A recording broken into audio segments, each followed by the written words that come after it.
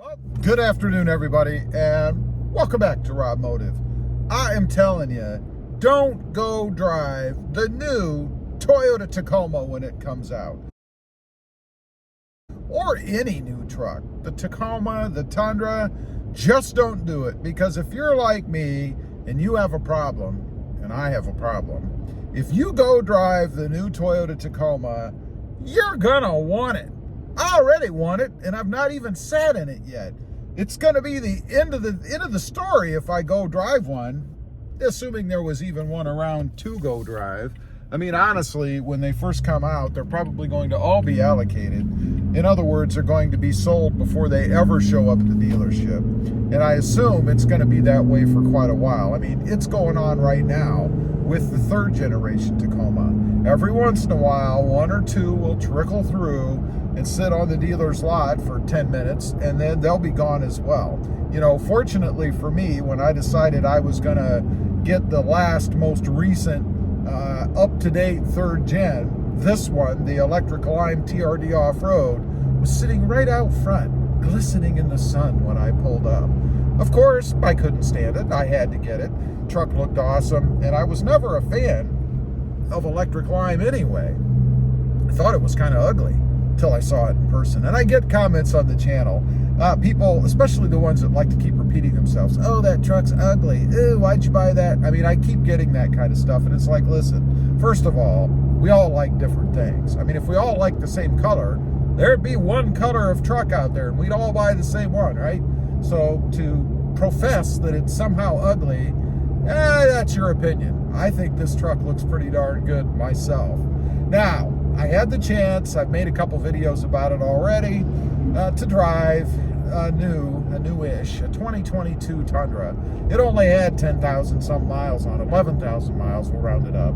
But it's basically brand new, perfect condition, looked like a brand new truck. And it's my second time driving the new Tundra. And I gotta say, the first time I drove it, I liked it. I thought it had plenty of power, seemed to have good pickup. Maybe not quite as much as the V8, but the difference is really negligible, and maybe just in my head. I don't know. After driving it the second time around, just the other day, it felt pretty good. It felt pretty powerful.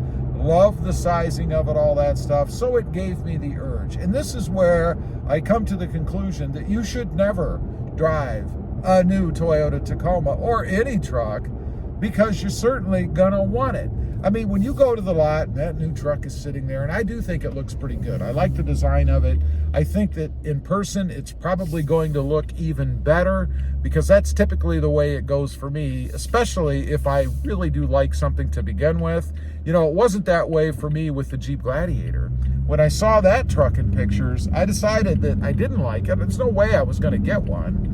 And then I saw one in person, drove my mom's. Well, you know, the rest is history. I had to buy one. I look for it to be the same way with the Tacoma. I mean, you're going to get in that thing. It's going to have that nice, new, you got to buy me now odor, smell, scent. Let's call it a scent. It's not really fair to call it an odor. That's like a bad thing. It's a scent.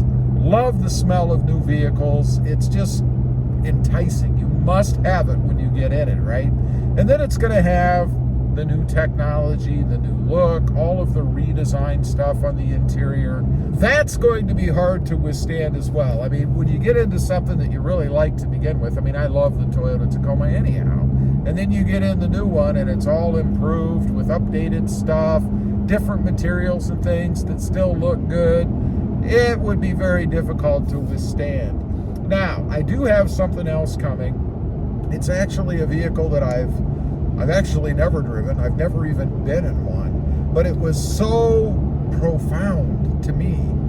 When I saw the picture, I immediately fell in love with it. And I'm a little embarrassed to say, because I've always dogged this vehicle on the channel. I've always made fun of it, and I'm not alone. I think it's universal. Everybody makes fun of this vehicle.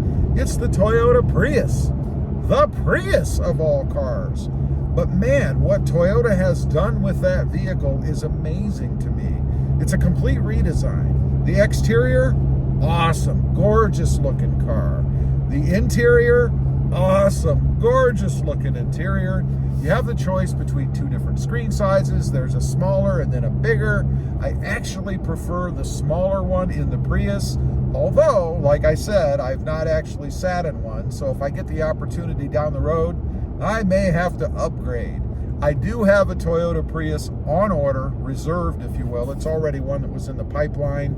It's coming not to this channel. You may see it on this channel in the background or whatever, but it will be dedicated on the Mod Driven channel. So if you haven't subscribed to that channel and you're interested in this new Toyota Prius, the gorgeous, I can't believe I'm saying it, the gorgeous Toyota Prius, then make sure you subscribe to Mod Driven. It's going to be awesome. I can't wait for that journey to begin. As far as reasoning for getting it, this one I didn't even have to sit in. You know, I've told you, don't go sit in a new Tacoma, you'll buy it. This Prius I didn't even have to sit in. It's such a huge difference, and I like it so much that it didn't even matter. Not to mention, this is turning into a Prius video, isn't it? That's okay. It's still a Toyota product, right? But the numbers on it are awesome too. It's got decent 0 to 60 times. It's not, I know, this is a Prius. 0 to 60 times, 7.2 seconds. I'd prefer if it was sub 6. If it was sub 6 seconds and a hybrid and gets 52 to 54 miles per gallon, my God, it would be perfect, wouldn't it? I've heard that it's more or at least as powerful as the Honda Civic Si. I've driven the Si. I'm perfectly happy with the power that it has. So if indeed that's true, I'm going to be very happy, because my biggest concern in picking up the Prius is that it would be underpowered and feel slow. I can't imagine with a car that small. It's not the lightest car in the world, but it still should be pretty darn quick, because it does have a little bit of electric assist, if you will, in the form of that hybrid system. It does have a battery. It is regenerative off of the brakes, so you don't have to plug it in or anything, which is good. It's one of the reasons I went with the trim level I went with as opposed to the Prime, because the Prime is a rechargeable plug-in. I have heard that you can plug it in directly into a normal outlet, but the charge time, of course, is going to be longer. That wouldn't really be a big problem for me, as it's going to share time with the Tacoma and the Jeep Gladiator anyway. But I didn't want to take that final leap yet. I wanted to just kind of ease in. We are going the hybrid way. The next Toyota Tacoma coming up, of course, is going to have a hybrid option. I'm a little disappointed with the way that Toyota's releasing the Tacoma. We're not going to have the hybrid drivetrain until sometime next year. That is going to delay most likely when I get the new Tacoma. Unless, of course, I go to the dealership and sit in a new one. You know what's going to happen. Don't ever go sit in a new Tacoma if you're not planning to buy one. You'll have the keys when you leave. Leave a comment. Let me know if you agree. Is it always a bad thing to go sit in a new Tacoma or a new truck at all? Do you always end up buying one? I'd be curious to know. Thanks for watching. Stay safe out there. Bye.